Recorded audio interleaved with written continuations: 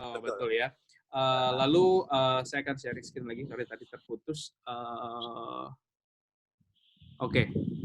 Nah, lalu beliau juga CEO punya hotel, teman-teman. Jadi Mas Faisal ini punya hotel di Lombok, betul ya, di Gili Trawangan ya.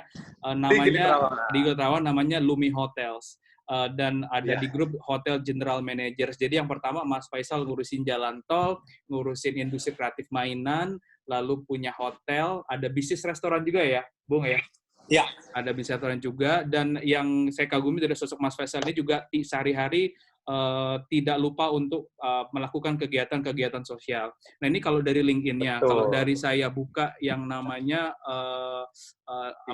Instagram-nya ya, Instagram-nya Mas Faisal. Nah ini dari Glints Network sendiri ya, nanti mungkin bisa di-follow. Ini harus di-follow ya. Ini adalah mainan-mainan yang memang di-create lalu punya nilai tambah sehingga bisa menjadi industri yang punya nilai. Nah, nanti mungkin bisa dijelaskan tentang Glitch Network. Lalu selanjutnya sosok Mas Faisal sendiri ya, sehari-hari ini Instagramnya beliau nih Faisal Hamka ya. Faisal Hamka ini lagi pakai seragam jalan tol ya, per hari apa nih? 4 jam yang lalu. Hari ini tuh. Hari ini ya, tadi ya. Hari ini ya. Lalu sering juga sharing-sharing banyak quotes gitu ya. Nah, mungkin di awal-awal ini mungkin Mas Faisal kalau boleh berkenan sharing tentang bagaimana situasi kalau bicara ngomongin industri kreatif di Indonesia nih.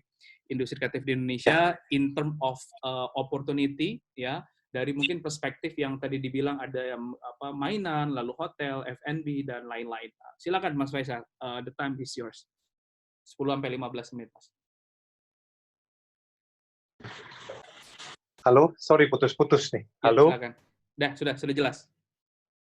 Ya? Ya. Oke. Nah, sekarang Mas Faisal kalau boleh sharing, Mas, ke teman-teman di sini 10 menit aja cukup. Halo, Mas. Halo.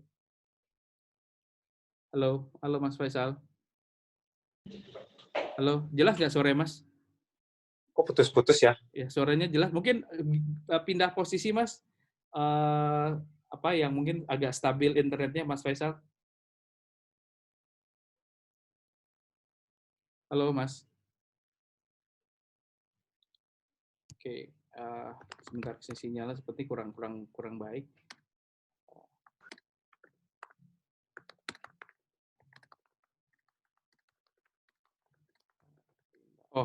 Apalagi lockout dulu sementara ya.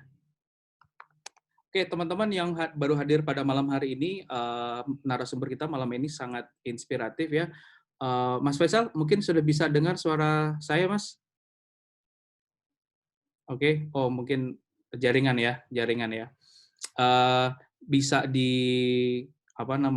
disiapkan pertanyaan-pertanyaan yang seru. Nanti kalau memang ada yang mau nanya, saya akan open mic ya. Mic buat. Ya, sudah. Di mana, Win? Boleh. Sorry, nih saya lagi pindah. Untuk mana? Siap. Mana ya? Cari tempat. Yang stabil internetnya. Udah beres. Sorry. Ini di mana nih, Mas? Ini di rumah?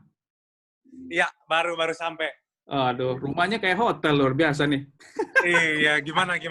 Mas, oke, alhamdulillah ya. Nah, tadi saya sudah memperkenalkan Mas Faisal sama teman-teman di sini. Nah, mungkin Mas Faisal bisa sharing terkait dengan industri kreatif saat ini dari perspektif yang tadi dari toys, mainan, lalu dari perspektif hotel, F&B, terutama di masa-masa seperti ini, sejauh mana itu berdampak mungkin. Silakan Mas, 10-15 menit boleh sharing teman-teman.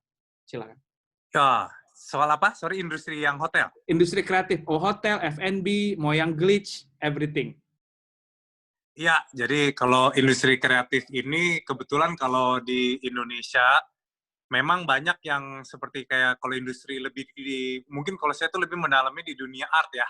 Yeah. Di dunia art, kalau di Glitch itu sendiri kita banyak, karena kita punya banyak kenalan di luar dan juga channel-channel cara membuat banyak dari karya-karya itu kita jadikan ke platform-platform yang lain lah selain daripada hanya kayak painting. Okay. Jadi kita tuh sekarang sebagai Glitch Network ini kita banyak meng-approach artis-artis lokal yang lagi uprising, kita Artis-artis in term of apa, Mas? Artis pelaku seni mainan apa gimana? Pelaku seni. Oh, Pelaku seni, graphic design, yang menurut kita juga, oh ini kayaknya ada bakat nih. Dan kita mungkin, emang nomor satu spesialisasi kita tuh bikin mereka sebagai platform lebih ke toys. Jadi lebih kayak sculpture, lebih ke toys. Jadi jangan mengira Glitch ini tuh bakal kita bikin sebagai fine art. Enggak, karena fine art mungkin kan sudah banyak pemainnya ya. Betul. Tapi kalau Glitch ini kita lebih approach mereka untuk menjadi collective art. Jadi karena kalau menurut kita, nggak fair kalau art-art ini tuh cuma dinikmati oleh segelintir orang. Kita pengen art-art ini tuh bisa dinikmati lebih banyak orang lah. Itu sih kalau di Glitch itu. Nah, jadi banyak kita kerjasama dengan artis. Sejauh ini milestone-nya udah apa aja, Mas? Kalau Glitch dan ke depan tuh fokusnya lebih kemana? Jadi kan kita banyak kerjasama dengan artis-artis yang sudah internationally, udah known. Banyak. Dengan cara itu kita kan punya exposure ke dunia global. Nah, kita pengen untuk di Indonesia, karena kita punya market, kita punya exposure yang bagus, saya pengen juga yang berbakat dari lokal, kita bantu juga promosi untuk keluar. Nah itu sebenarnya tujuan dari Glitch itu. Ada persyaratan khusus nggak, Mas? Karena saya pikir, dan Mas Faisal juga pasti setuju bahwa kita tuh banyak banget orang yang punya talenta ya, yang kreatif, but sama they don't have access to network. So how you cope with this problem? Apakah jemput bola atau bikin kegiatan yang sifatnya rutin atau gimana, Mas?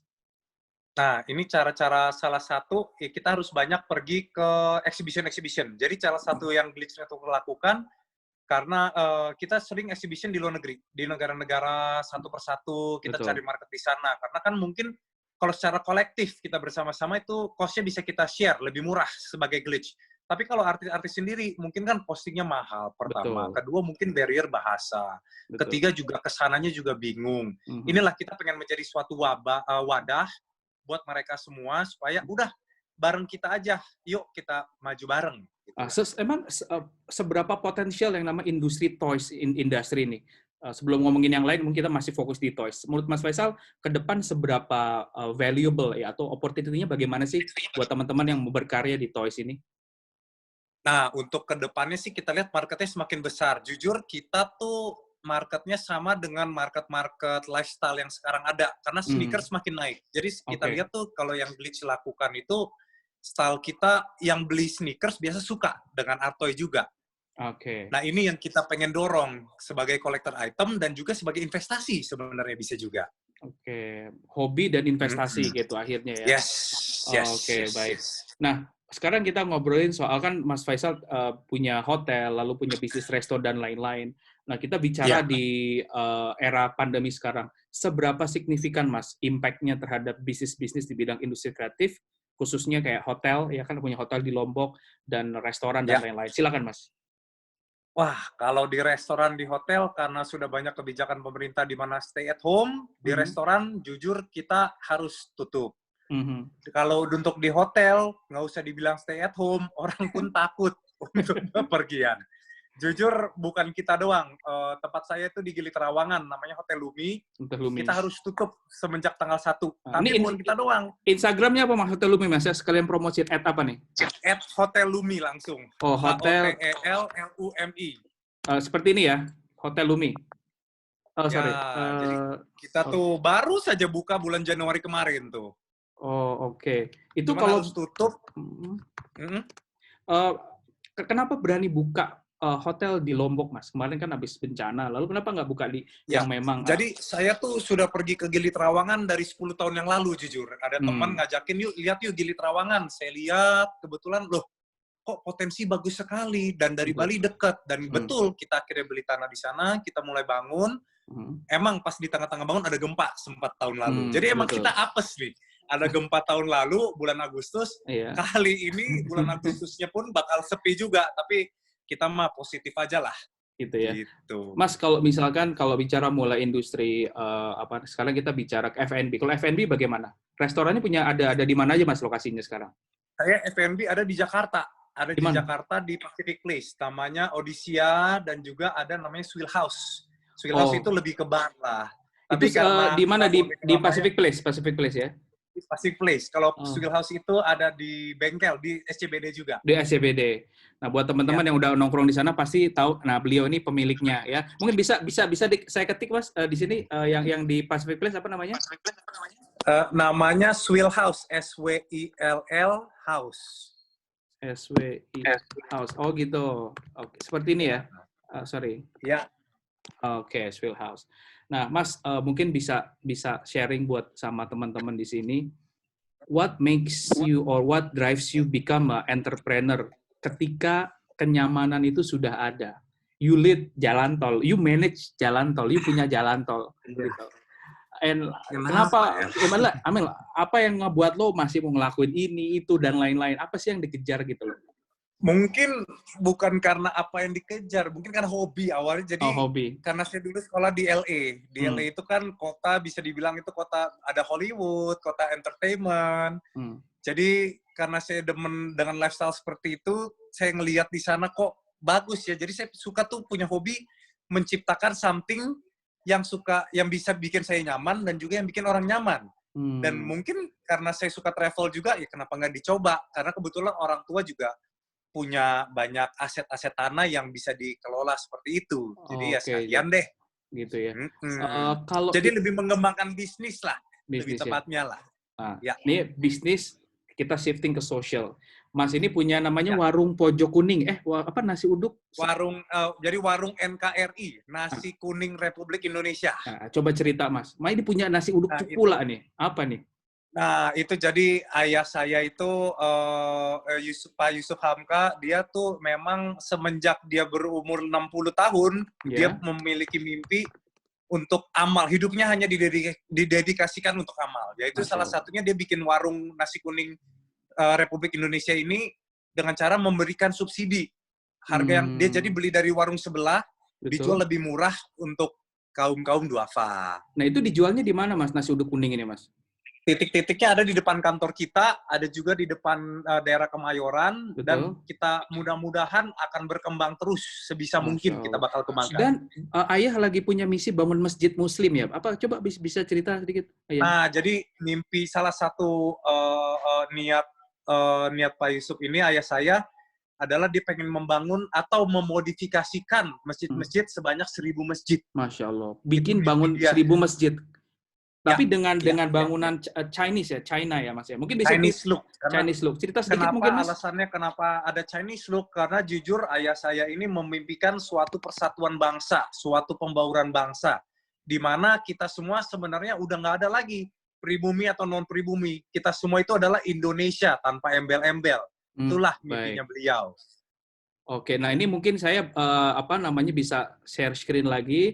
Perjalanan dari ayahnya Mas ini ya, Mas Yusuf Hamka ya. Nah ini alhamdulillah ini beliau Pak Yusuf Hamka mirip-mirip ya, mirip sekali ya. Mirip lah. Jadi fotokopi. Jadi kalau teman-teman bisa googling ya, nanti ketik aja Pak Yusuf Hamka. Beliau adalah seorang yang very generous. Saat ini beliau punya mimpi untuk membangun 1.000 masjid Muslim antara Islam dan Cina. Nah nanti silakan di googling aja. Lalu beliau ayah ini mu'alaf 38 tahun lalu ya Mas ya? Dan beliau ini cucunya Buya Hamka, saya lupa tadi bilang. Jadi saya tadi lupa bilang sama teman-teman bahwa alhamdulillah Mas Faisal Hamka ini adalah bisa dibilang cucu ya Mas ya? Cucu dari Buya Hamka ya.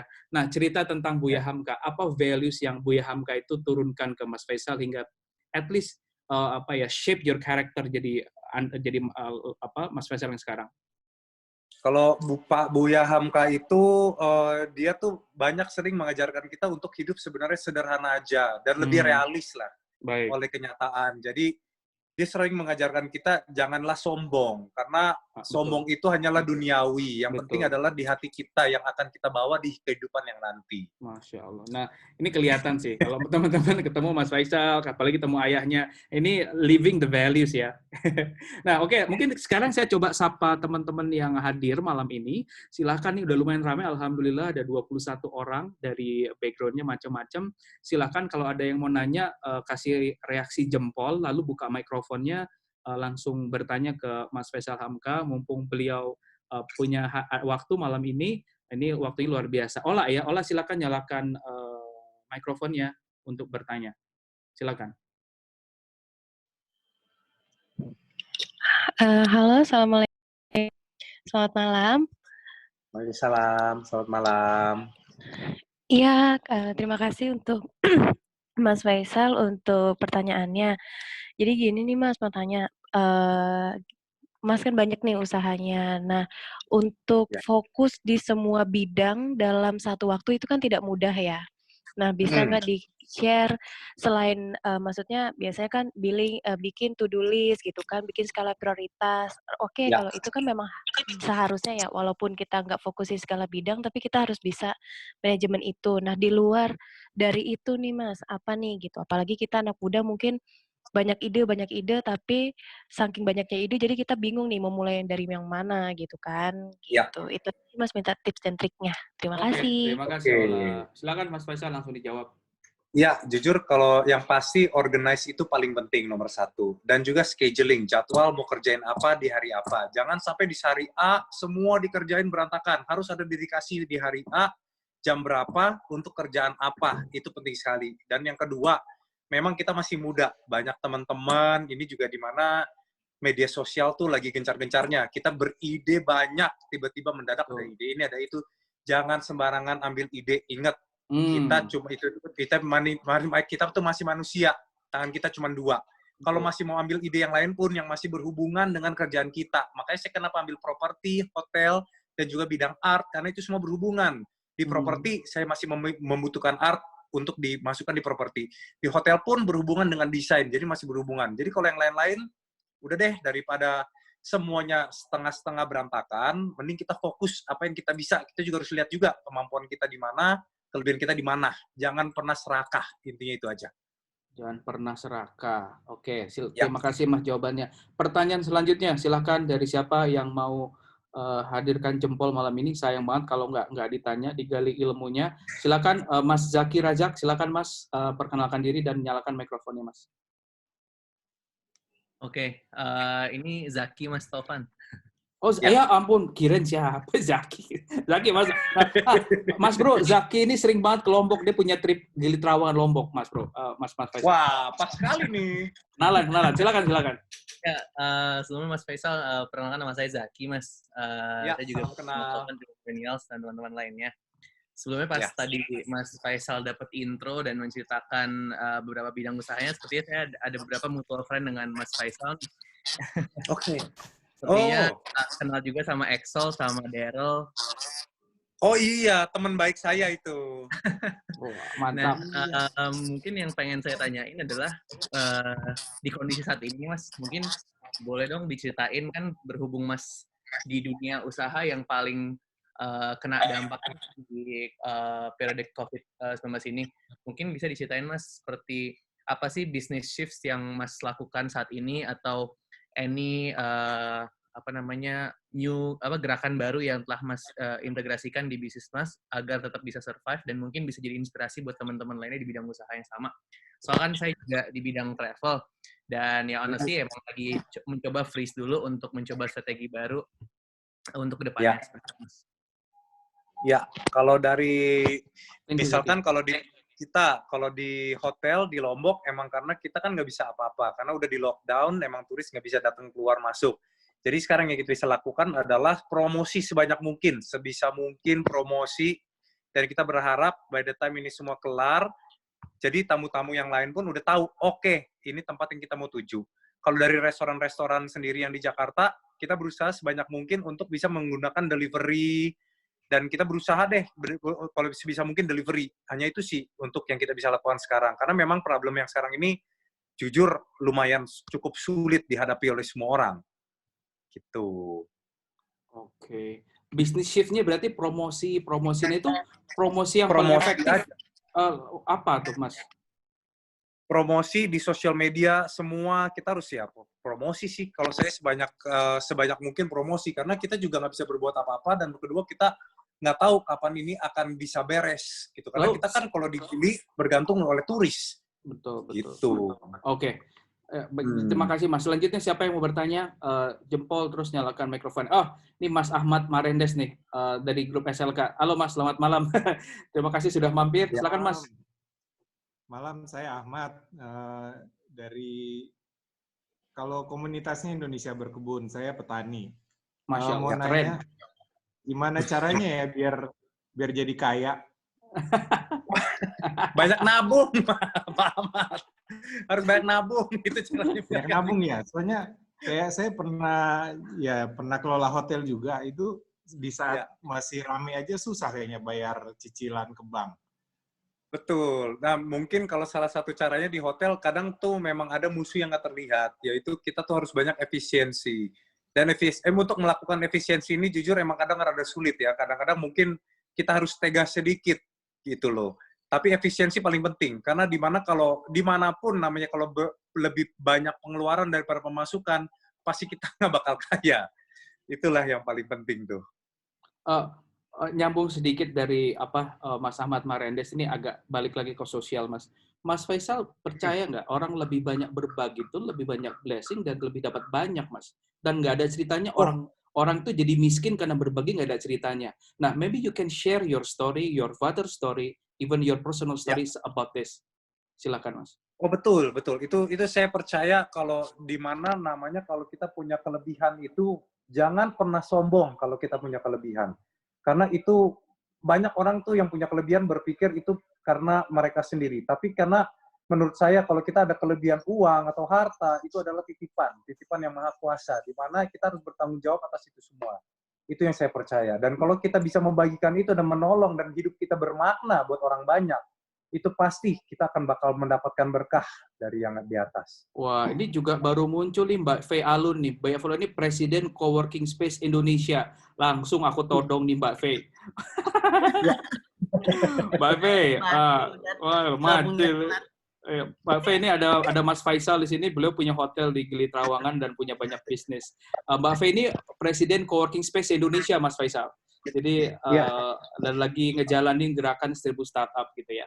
Oke, welcome Mbak Faye. Terima kasih banget udah mampir. Iya, Mas Taufan. Siapa lagi yang mau bertanya? Silakan jempolnya dimainkan, langsung angkat mikrofon. Seru nih. Siapa lagi yang mau bertanya? Atau Mbak Faye langsung mau nanya boleh? Mau mantau dulu ya, baru datang soalnya. Dulu. Oh, baru datang. Siap. Teman-teman, ada lagi yang mau bertanya? Ini Sike, ada Mas Ananda, boleh dong saya todong Mas Ananda. Mas Ananda ini beliau digital marketing eksekutif The Westin Jakarta. Sebelumnya ini public relation-nya Grand Hyatt, Kempinski, Mas. Nah, Mas Nanda, are you there? Ada di sana kah, Mas Nanda? Halo. Halo, ya ada. Halo Mas Nanda, mungkin bisa sharing, Mas. Iya, selamat malam Mas Faisal, sebelumnya salam kenal. Malam. Saya sekarang saat ini sebagai digital marketing eksekutif The Westin.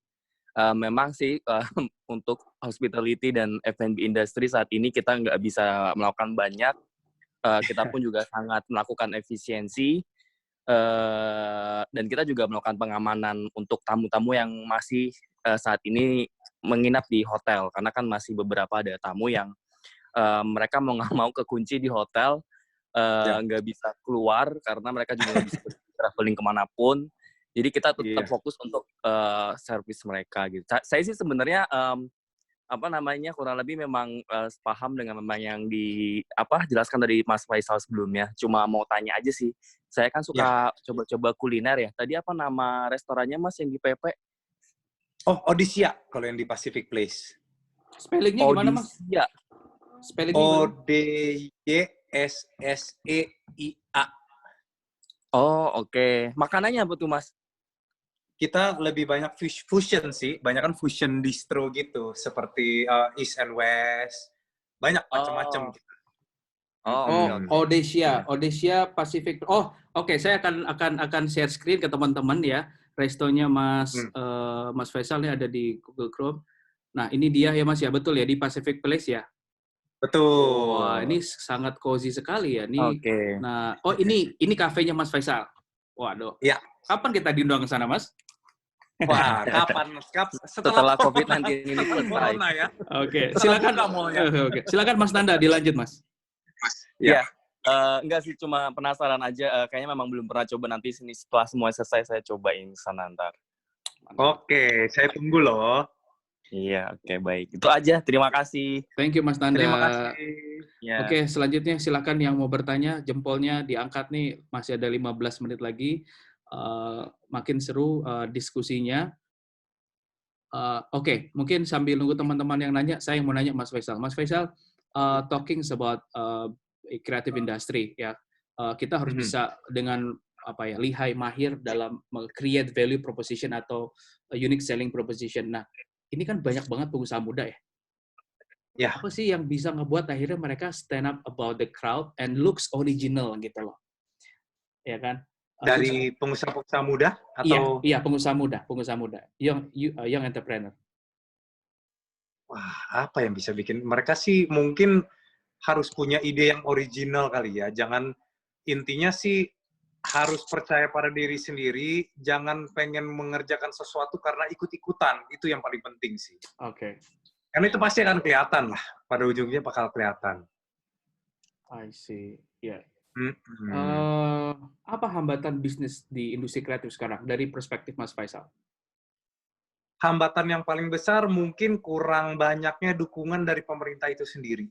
Karena jujur kemarin itu kita sempat ada namanya industri Bearcraft kan, industri kreatif yang sekarang digabung di dalam Kementerian Pariwisata. Dan karena kemarin sebelum digabung mereka lebih banyak fokus industri Bearcraft itu di perfilman kalau yang menurut pengamatan saya. Sekarang setelah digabung di bawah Kementerian Pariwisata, fokusnya ke pariwisata. Nah, ini jadi bagaimana supaya anak-anak kreatif yang di bidang art dan seni ini lebih diperhatikan. Itu sih yang sebenarnya kendala nomor satu. Makanya kenapa kita bikin Glitch Network ini, karena melihat kementerian mendukungnya seperti ini, saya berharap juga pengen membantu teman-teman juga bisa menjadi platform yang membantu mereka. Nah, ini buat teman-teman yang baru datang, ini banyak sekali artikel tentang Glitch Network. Ini ada statement mengglobalkan intellectual property asli Indonesia. Mungkin bisa dijelaskan sedikit, Mas? Ya, jadi sebenarnya nih setelah saya kembali, kan dulu kan saya sekolah di luar, setelah saya pulang, saya banyak kenalan dengan pemain-pemain kreatif. Jujur, banyak komik-komik, kartun-kartun di luar negeri, itu tuh Marvel, bahkan DC. Kita yang gambar tuh dari Indonesia, yang gambar, yang mewarnai, semua dari Indonesia. Jadi bakatnya ada. Bahkan idenya pun ada, tapi belum diasah. Nah ini saya ngeliat kayak, saya nggak mau kalau kita dari Indonesia cuman dijadikan sebagai outsource aja. Saya mau memajukan ide-ide Indonesia ini bisa menjadi suatu IP di luar negeri yang ternama juga. Itu sih sebenarnya ide kita tuh pengen mengembangkan mereka aja. Kita memberikan channel, jalur, dan juga kita memfasilitasi mereka supaya bisa berkembang lagi. Nah, ini Instagramnya buat teman-teman baru hadir, nanti bikin bisa di follow ya gitu ya. Oke, balik lagi ke teman-teman yang bertanya, silakan, mungkin udah ada ide yang mau ditanyakan. Mas Ferdian, nah silakan Mas Ferdian, nyalakan mikrofonnya. Ya, terima kasih.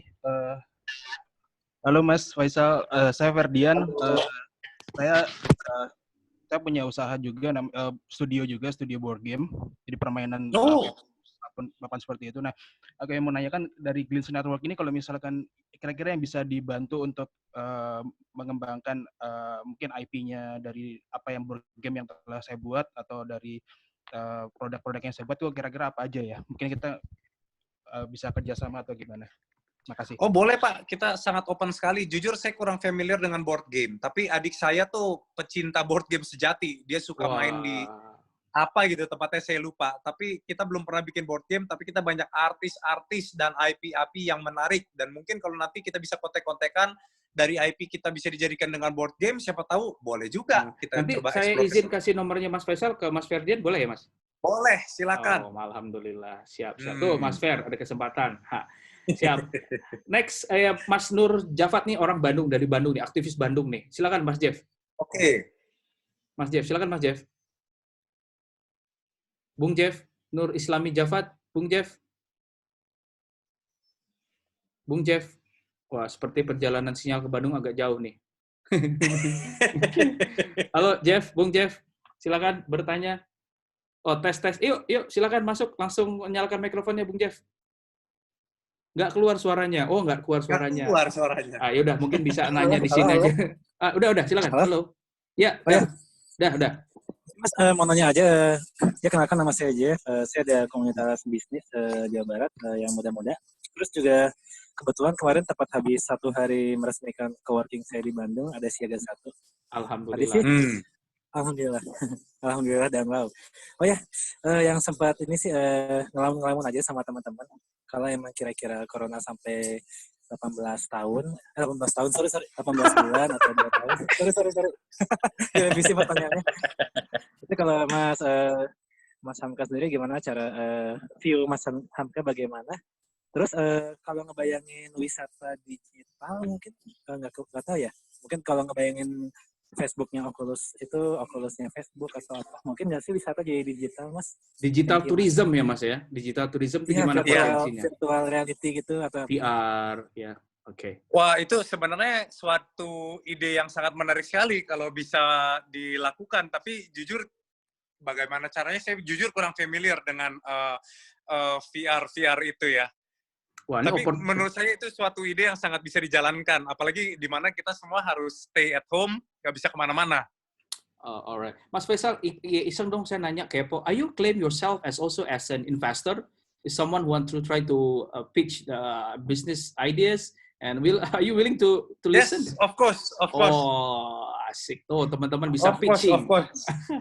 Apalagi dengan ide-ide baru ya, kita sangat tertarik sekali untuk melihat ide-ide baru dan kita kan nggak pernah tahu ide-ide itu kadang-kadang juga bisa jadi sesuatu. Oke. Silakan. Yeah. Terima kasih Mas Jeff pertanyaannya. Yang lain teman-teman yang lain masih ada 10 menit nih, lumayan waktunya. Yeah. Ada Mas Billy Kwok dari Glints. Wah, selamat datang Mas. Selamat. Wah, terima kasih. Ya, halo, apa kabar? Sudah mampir di Rumah Millennials. Teman-teman yang lain silakan mau bertanya. Ada lagi jempolnya, tolong diangkat. Wah, ini lebih senang jadi pendengar sepertinya. Mas Faisal, pelajaran apa yang paling bisa di-adapt dari seorang sosok ayah ya, Yusuf Hamka dalam aplikasi bisnis sehari-hari? Oh, ada satu yang saya harus share ke semuanya nih ya, yang selalu saya ingat ajaran dari ayah saya itu adalah satu. Semenjak saya pulang dari luar negeri itu, saya selalu menggebu-gebu. Semua orang anak muda pasti menggebu-gebu, apalagi baru lulus sekolah ingin ini, ingin itu. Ayah saya cuma mengajari saya satu, sabar. Jangan terlalu terburu-buru. Kesempatan itu pasti ada. Jangan terburu-buru, kita akhirnya memakai tenaga kita untuk hal yang nggak perlu. Itu sih yang saya belajar. Ini sosok ayah ya, sosok ayah sekalian sambil saya buka nih ya. Masjid Babah Alun dan ini proses lagi bagi-bagi nasi bungkus ya, nasi kuning ya.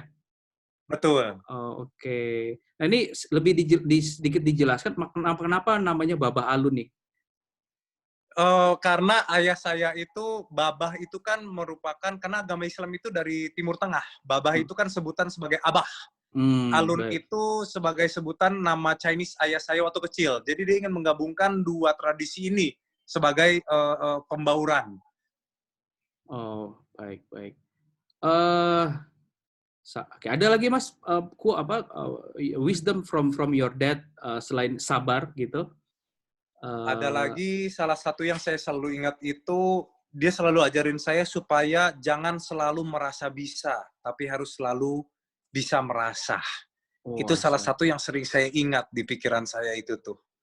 Filosofinya dalam banget ya. Begini, kalau jujur saya banyak belajar dari Babah Alun, saya banyak sekali belajar. Nah, enggak, yang dimaksud dengan bisa merasa means itu empati bukan? Yes. Nah, kita nggak boleh sombong, tapi kita harus prihatin. Kalau kita sombong, banyak yang mungkin jadinya iri dan sakit hati dan sedih. Betul. Jadi saya selalu diajari oleh ayah saya supaya untuk tidak sombong. Nah, ini kemampuan empati dan humility dalam bisnis itu impact-nya sejauh apa sih, Mas? Dalam artian kan ini penting banget ya, kecerdasan sosial. Salah satu elemennya adalah how you maintain your humility yang tadi di ini. Nah, pasti saya pikir Mas Faisal juga mempraktekkan ini. Itu keajaibannya apa sih yang terjadi kalau kita tuh maintain and keep that values as an entrepreneur? Menurut saya untuk kita bisa humble itu apalagi di Indonesia bagaimana ya? Karena saya melihat tuh semakin mungkin banyak yang sombong tuh, sombong yang keterlaluan ya. Semakin kalau kita lihat semakin banyak orang sombong, kadang-kadang kita makin merasa kayak, ih kok sombong banget sih. Tapi kalau orang humble, mungkin kayak apa ya, yang orang sukses tapi humble, kita ngeliatnya juga jadi kayak pengen ngebantu justru ya. Kalau yang sombong-sombong jadi kita ngeliatnya begitu ya. Who is your model selain ayah atau yang di look up? Kalau role model saya sekarang itu mungkin salah satunya Richard Branson. Why? Richard Branson. Karena dia selain sukses, lifestyle-nya juga dia tidak sombong, sederhana tapi dia pun juga tidak lupa untuk menikmati hidup. Itu juga penting sekali menurut saya. Enjoy life. Bukan berarti menikmati hidup dengan cara mamer-mamer ya, tapi menikmati hidup untuk bahagia. Ini ada pertanyaan dari Mas Billy Kwok. Monggo Mas, perkenalkan diri. Kalau boleh kameranya dibuka biar sekalian kenalan kita. Silakan Mas, nyalakan mikrofonnya Mas. Mas Billy. Yeah, hi. So I'm not very fluent in Indonesia. Oh, it's okay, so it's okay. I'm one of the Vaisal's Instagram followers. So I mean, I have been quite a while looking over your Hotel Lumi and so on, right? So I think one of the things I'm curious on it is that, you know, when I found out that there's a lot of hotel resort out there, how do you point out the point of difference when you are startup, when you are setting up the Hotel Lumi in Lombok? Probably I think that one's like, you know, mainly what's the idea to have a point of difference to set up the Hotel Lumi, I think. Yeah, thank you. Yeah, thank you. So what makes us different is first we have to think of the concept, of course, the concept and the philosophy. Of course, we have to see the area. We have to see the area, what's there and what's not there, and how can we make it better than everyone else. And then the second, we have to really choose the design, the architecture, the interior, and everything. And then the third, the key important part of Hotel Lumi is the food as well, because I think food is very important in any business. Yeah, I mean in F&B business. Yeah. Will that point out? Sorry, I think this is a following up question. So I think will that point out any kind of differentiations with any other industry in the country itself? Sorry.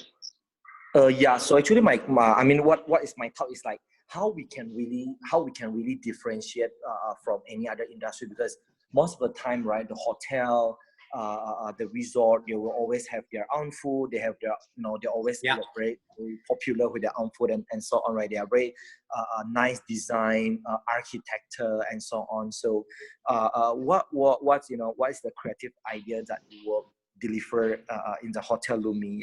But definitely, if I got chance, I'll visit Lombok and then try to stay at the hotel. Yeah. So let me tell you one of the secret nowadays. I think what's important is to make it Insta-worthy, because nowadays it's about a social media. So if you make something nice, a lot of nice hotel out there, but you have to make it like, let's say if one person takes photo in one place, they will know immediately. Oh, that's Hotel Lumi. Let me show us your hotel. Is it okay? This is your this is very nice, right? Okay, yeah, this is maybe you guys can follow Hotel Lumi. Let me scroll down for a bit. Okay, Mas Faisal, maybe while I'm doing this, you can explain about those pictures' meanings and the philosophy. Yeah, so we try to make as many spots as possible which look good on social media. Basically, it's a free marketing anyways. And people love that nowadays. They even go to one place just to take photo. So I think you need to make good use out of it. I think it's very important nowadays. Okay. Understand for that. Perfect. So I think exploring a bit more of like what is a trend right now would be one means how we should be differentiated from others. Yeah. Yeah. Okay. Great. Thank you so much for sharing. Thank you so much, thank you. Mr. Billy, for sharing with us. Really appreciate. Okay. Oh, that's your face. Thank you so much. Greetings from Rumah Millennials. Thank you for following us. Yeah, I'm from Singapore. Oh, you're from Singapore. Thank you. Yeah. Stay safe there about the corona things. Thank you. You guys as well. We all, please stay safe, everyone. We all in this together. It's a very bad time for everyone. Yes, yeah, definitely. Okay, guys, we still have another 5 minutes. If you guys want to ask something, please do raise your hands. Silakan angkat tangannya. Mungkin kalau boleh ini saya request dong ada pertanyaan dari Mbak Faye selaku apa namanya ini sesepuh ya. Mungkin Mbak Faye, monggo Mbak. Aduh, sorry dari ya. coworking ya, Mbak Faye? Aku dari coworking. Jadi mungkin ada yang dari Bandung juga baru buka coworking ya. Selamat datang di keluarga coworking Indonesia. Nanti kalau mau join. Jadi kebetulan saya sekarang sedang lead coworking Indonesia. Dan kita percaya coworking itu sebenarnya jadi platform yang cukup efektif untuk semua subsektor ekonomi kreatif, Mas. Ya. Jadi dulu kita juga kan kerjasama dengan misalnya pas masih ada Backcraft ya. Nah, mungkin kita di tiap bidang ngerasa, oh kok masih ada fokusnya lebih banyak ke film sih, ke yang film ngiri sama yang musik ngiri sama yang app developer gitu kan, dia juga bikin tuh backup developer lah, ini itu ya kan. Nah, tapi kita sebagai pemain coworking, kita sebenarnya bisa mewadahi semuanya gitu. Jadi nggak semua coworking kan juga tentang startup, digital atau apa ya, banyak yang punya sektor-sektornya lain. Jadi mungkin bisa mendekatkan diri juga Mas dengan coworking sebagai ekosistem di sekitar tempat ada Glints atau misalnya juga tempat ada hotelnya gitu ya, bisa berbuat banyak hal bersama, itu satu. Terus ada juga yang bilang nih bahwa hotel bisa menjadi the future of coworking and co-living actually. Karena coworking kan kita ngelihatnya ini sebagai gerakan dan lifestyle dan work style ya, bukan sebagai space-nya aja gitu. Jadi ketika orang itu memang sudah coworking itu kan cara kerja yang menjunjung networking, kolaborasi, ide, sharing. Kita punya moto kalau di company saya sendiri tuh berbagi itu bertambah gitu. Jadi menurut Mas Faisal gimana? Kalau misalnya bisnis hotel, apalagi sekarang ini juga kan dengan adanya COVID-19 yang paling terhantam pariwisata dan F&B ya. Yes. Saya tinggal di Bali by the way, jadi kerasa banget. Oh, iya. Asli Bali nih, asli Bali. Iya. Jadi mungkin itu sih enggak. It's a mix of sharing sama pertanyaan sih gitu. Dari orang yang bergerak banyak di segi F&B, ada hotel, lalu kreatif haki juga tadi ya, Glenn itu kan banyak tentang intellectual property gitu kan. So it's a lot about kreatif ekonomi gitu. Sebenarnya menurut saya banyak banget bersinggungan dengan coworking sih. Ya, saya setuju sekali dengan Ibu Faye. Apalagi semenjak kita ada kasus corona ini, semua di mana kita mulai banyak work from home, kita sudah sadar betapa kita bisa memanfaatkan aplikasi seperti Zoom ini. Saya yakin mereka yang nantinya bekerja itu bakal berubah ekosistem bekerja. Apalagi khususnya di coworking atau co-office mungkin ya, nantinya bakal banyak lebih dilihat orang. Which is menurut saya ke depannya co-office dan co-working ini akan menjadi suatu ekosistem yang sangat berguna. Kedua, dan kalau boleh usul, karena mungkin Bu Faye banyak mengenal yang bikin co-working, jujur dari anak kreatif kita butuh maker space, di mana bukan co-working doang, karena anak-anak art ini juga selain butuh co-working, mereka juga butuh tempat berkarya. Nah, itu yang kita kekurangan sekarang ini. Studio, di mana suatu co-working bisa ada 3D printing. Dulu sih sempat waktu zamannya Gubernur Pak Ahok, ada dibikin Jakarta Creative Hub. Cuman sekarang kurang jalan. Nah, ini yang kita butuhkan sebenarnya. Mungkin dari teman-teman bisa saling bantu bikin satu ekosistem untuk anak art, itu mungkin bisa jadi sangat berarti. Apalagi sekarang lagi work from home begini, kita makin sadar bahwa kita bisa lebih menghargai banyak artis-artis. Kebayang nggak kalau kita semua work from home, di karantina, tanpa buku, tanpa film, tanpa game, tanpa YouTube, which is semuanya itu memerlukan ide-ide kreatif konten-kontennya. Itu sih yang saya pengen menyadarkan gitu loh. Betul sih. Jadi sebenarnya coworking itu dari misalnya 2015 hanya ada 20-30 player gitu ya. Sekarang ada 300 lokasi di 45 kota dan kabupaten. Oh, 300 tapi memang ya? lokasi ya, bukannya playernya mungkin lebih sedikit dari itu karena kan ada satu brand yang punya multiple lokasi. Ya. Nah, tetapi memang makerspace-nya yang berbasis alat itu tidak terlalu berkembang jumlahnya di Indonesia. Bahkan creative space itu misalnya ada kayak coworking yang seperti kita kenal, makerspace, sama ada juga kayak creative hub kan, kayak Rumah Sanur misalnya, atau Salihara gitu kan. Iya, betul. Nah, balik lagi ke supply dan demand juga sih. Di saat dimana customer belum siap untuk menghargai value, mungkin memang harus disupport banyak oleh pemerintah ya, gitu. Ya. Betul. Pemerintah mungkin harus banyak lebih support di bidang ini. Jadi lebih ngelihat secara makro ekosistemnya apa nih yang perlu disupport, karena memang kalau ngeliatin dari segi bisnis, pasti bisnis cuma ngelihatnya ya kita investment, return of investment-nya gimana gitu kan. Which is fair aja. Iya, betul. Iya, udah ngobrolnya setuju saya, Bu di ranah teknis. Nanti izin saya share nomor-nomornya kalau boleh, Mas Faisal. Boleh. Ini. Ya, sorry ya, udah datang telat, ngoceh lagi. Nggak apa-apa, Bu Pri. Mungkin, tapi kalau boleh ada masukan, mungkin nantinya untuk anak-anak kreatif ini boleh dikasih harga spesial gitu kalau di coworking. Karena kan jujur, income anak-anak kreatif ini tuh kadang-kadang bergantung oleh kerjaan juga. Mereka jujur, karena mereka kreatif, tapi sayangnya mungkin di Indonesia tenaga kreatif ini kurang begitu dihargai. Ya, itulah yang saya perlu pengen meningkatkan lah mereka ini yang kreatif gitu loh. Oke, Mas. Siap, mantap. Alhamdulillah nih sudah kita ada di penghujung acara. Mas Faisal, what is your key message if we talk about industri kreatif? Lalu sebelum ini kita kepo dong tentang bisnis jalan tolnya. Cerita boleh. Sedikit. Silakan, Mas. Ya, kalau di jalan tol ini ya jujur kita juga merasakan kesulitan yang sama di masa corona. Khususnya apalagi traffic karena work from home ini kita aja sekarang lewat Zoom kan.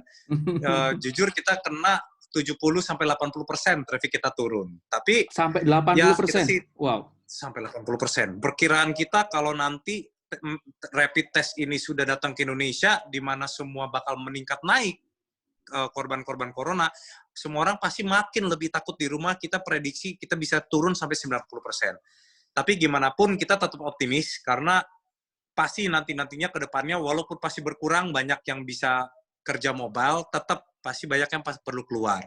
Dan sementara yang kita lakukan ya kita mencoba mencari teknologi-teknologi yang bisa kita aplikasikan di jalan tol, seperti yang mempermudah pembayaran untuk mengurangi macet. Jadi sementara kita senggang, kita berusaha mencari memodifikasi jalan-jalan tol kita yang ada supaya bisa lebih ramah dipakai oleh para customer. Kalau boleh tahu jalan tolnya asik, jalan tolnya Mas Faisal itu kayak warung kaki lima gitu. Jalan tolnya ruasnya mana aja Mas yang punyanya Mas Faisal nih yang sekarang sudah operasional ada di Cawang Tanjung Priuk dalam kota Jakarta, ada di Depok Antasari, ada di Surabaya juga yang di Waru Juanda yang ke airport, di Bandung juga ada di Soreang Pasir Koja yang sedang konstruksi, di Cisumdawu yang akan ke airport di Bandung, di Kertajati nanti. Ada juga di Bogor Ring Road, itu sudah operasi, saya lupa tadi sebutkan juga. Dan juga ke depannya kita lagi mengejar di dalam kota Bandung dan juga di dalam kota Medan. Dan mungkin ada juga di dalam Lampung. Di Lampung kita lagi coba mengejar situ. Kepikiran nggak sih bikin coworking space di rest area, Mas? Di rest area menurut saya sangat memungkinkan. Dan mungkin kalau ada teman-teman yang punya ide, kita juga banyak lokasi-lokasi kantor kita di titik-titik di tol-tol itu. Mungkin kalau emang menarik, kita bisa kerjasamakan juga. Kita sambut Mbak Fe, lumayan tuh. Kalau menurut saya sih bakal berat ya. Menurut saya akan berat. Karena akan susah banget dapet masa hanya transit ya komunitasnya.